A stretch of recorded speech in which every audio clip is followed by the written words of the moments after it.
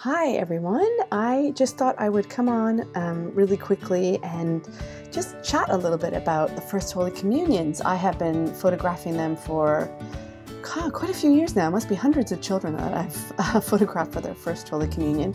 And I wanted to give families tips for when their kids are having their communion done and there's an official photographer, whether it's me or someone else. What are the kind of tips that you can do, things that you can do to make sure that the photographer gets the greatest pictures of your family. So this article I've written is just all about that, and I thought I'd give a summary right now. So the first thing is about arriving early. So if you can get early, and most parents obviously you have to arrive early to get a seat and just prepare generally. But if you arrive consciously early to get some photos done, then you're more likely to have the photographer's attention to do them. And I tend to get there, I think, about an hour earlier to take photos of the name tags or just the church itself. So if you get there earlier as well, you're going to end up with some nice pictures as well. Okay, so that's the first thing. And then the second thing is to remind your kids to walk slowly, or I shouldn't say slowly, walk relaxed, at a relaxed pace. I will be snapping away, taking pictures, but if the children are too fast, or they get their certificates quickly and turn around and go rush off, it's harder for me to capture that one moment where they're holding the certificate or they're coming up and bowing. So if they can just be relaxed, then the pictures will turn out a little bit easier. And the other thing is to remind your family. This is the third thing. Remind your family, look, we want to take some photos. We'll do it after, let's say. If you can't get there early, let's do it afterward. Tell your family you want to do this and say, look, can we all be outside within a few minutes or 5 minutes or whatever?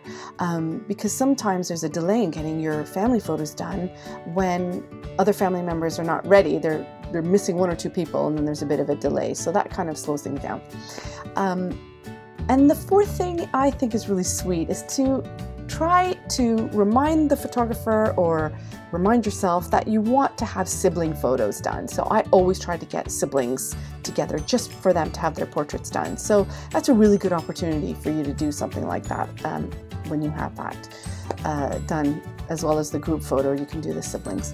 And the final thing is, as rushed as we are as parents, it's really, really useful for the photographer, at least, if you try to order your photos with in good time.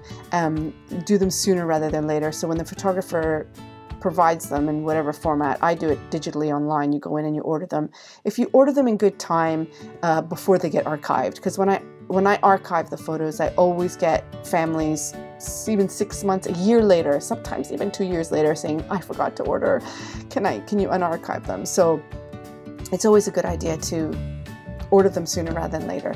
And the final thing is to talk to the photographer. So talk to me, come and find me and say, look, I want to have photos done afterwards. Can you please take them? And that way I'll make sure that I look for you and get you to get your family together, and I will take your photos. It's just easier if I know who wants their photos done. So anyway, that's pretty much it. Those are my bits of advice. And I'm sure you'll have a fantastic communion, but if you can just follow these few things, hopefully it'll be even better because you'll have some fantastic photos of them. And that's about it.